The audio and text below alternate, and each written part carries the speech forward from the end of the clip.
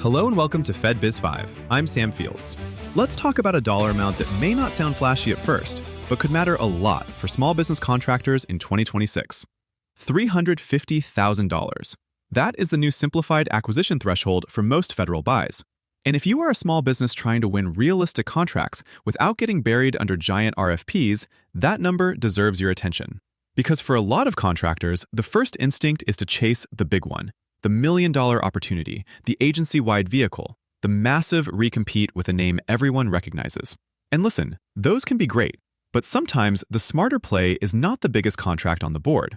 Sometimes it is the faster one, the cleaner one, the one where the buyer has a real need, a smaller dollar value, and a more streamlined path to award.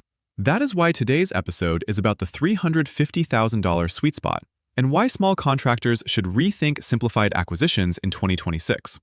Let's start with the basics. The Simplified Acquisition Threshold, often called the SAT, is the dollar level where agencies can generally use simplified acquisition procedures.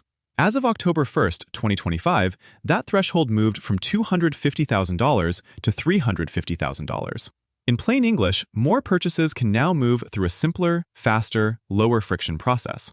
Not friction-free. This is still federal contracting. There will still be rules. There will still be documentation. There will still be competition. But compared to a larger, full, and open procurement, simplified acquisitions can mean shorter timelines, fewer procedural hurdles, and a more practical on-ramp for small businesses. And that matters because small businesses do not just need opportunities. They need opportunities they can realistically chase, price, and win. Now, before we go too far, let's separate two things that often get mixed together. The micro-purchase thresholds is now $15,000 for most buys. That is the world of smaller purchases, often handled with a government purchase card when appropriate. Quick buys, lower documentation, faster action. The simplified acquisition threshold is the larger lane, now up to $350,000 for most buys. That is the lane we are focused on today. Because between $15,000 and $350,000, you are in a zone where agencies can move faster, and small businesses may have a real advantage. Here is why. For many acquisitions above the micro-purchase level, and at or below the simplified acquisition threshold, there is a strong small business orientation. Contracting officers are often looking for capable small firms, especially when they can reasonably expect competition from two or more responsible small businesses. That does not mean every opportunity is automatically yours, but it does mean this price range is one of the most practical places for small contractors to build traction. Think of it like this. If federal contracting were baseball, simplified acquisitions are not always the home run swing. They are the doubles and triples that build your scoreboard. A $300,000 contract may not make headlines, but it can build past performance. It can create a relationship with a buyer. It can help you understand agency expectations. It can give your team experience performing as a prime, and it can position you for the larger recompete later. That is how small contractors grow, not always by landing the whale first, often by winning work that proves they can deliver. Now let's make this real. Scenario 1. You are a small IT services company. You have been chasing large cyber support opportunities, but every solicitation seems to require deep past performance, multiple volumes, aggressive pricing, and competitors who have been inside the agency for years. That can get frustrating fast. But then you find a smaller requirement under the simplified acquisition threshold. Maybe it is endpoint support. Maybe it is cloud migration planning. Maybe it is a defined help desk support task. The scope is narrower. The buyer's need is clearer. The evaluation is simpler. That might be the better first win. Not because it is easy, because it is winnable. Scenario 2. You are a facilities maintenance contractor. You want to break into a federal building or installation, but the big base operations contract is locked up by an incumbent. Instead of waiting 2 years for that recompete, you look for smaller, simplified buys tied to repairs, custodial surge, grounds maintenance, inspections, or specialty support. That smaller award can get your company into the buyer's orbit. And once you perform well, your name stops being just another vendor in a database. You become a known quantity. Scenario 3. You are an 8A, hub zone, women-owned, veteran-owned, or service-disabled veteran-owned contractor. You qualify for set-aside lanes, but you are still trying to build enough past performance to compete confidently. Simplified acquisitions can be a great proving ground. They let you show responsiveness. They let you show clean pricing. They let you show you can deliver without the government having to take a huge leap of faith. That is the strategic value of this $350,000 lane. Now let's talk about why agencies like simplified acquisitions. Contracting shops are busy. Program offices are busy. Requirements do not always need a massive procurement machine. If the government has a defined need, reasonable market pricing, and enough capable vendors, simplified procedures can help them get to award faster. That is good for agencies. And it can be good for small businesses that are ready. But here is the catch. Simplified does not mean casual. You still need to be responsive. You still need to understand the requirement. You still need to price realistically. You still need to look credible in sam.gov, your small business search profile, your capability statement, your website, and your outreach. Because in a faster acquisition, the buyer is not going to spend weeks trying to figure out what you do. They scan, they compare, they move. If your profile is vague, your pricing is confusing, or your response is slow, you can miss the window.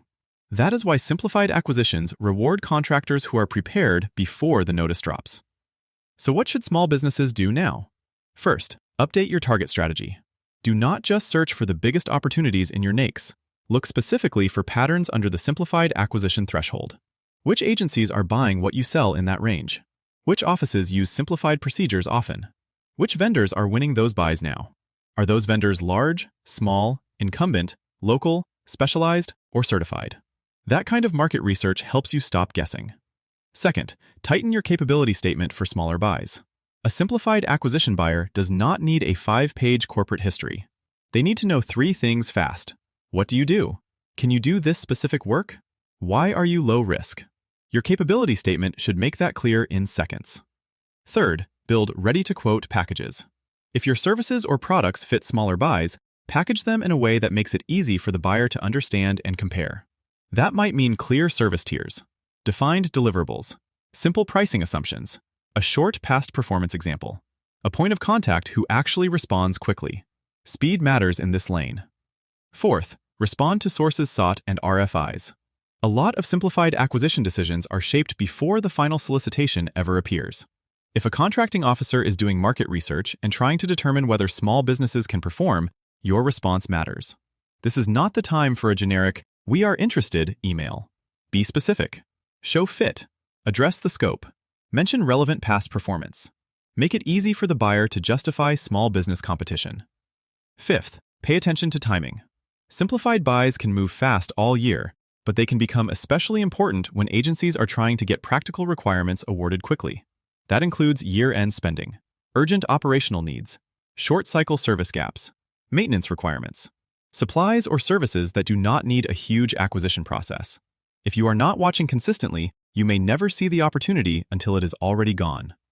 Sixth, do not underprice just because the contract is smaller. This is a mistake. Smaller does not mean lower risk. A $200,000 services contract can still destroy your margin if the scope is vague, the staffing assumptions are wrong, or the agency expects more than the solicitation clearly says. So keep your pricing discipline. Know your labor. Know your indirect costs.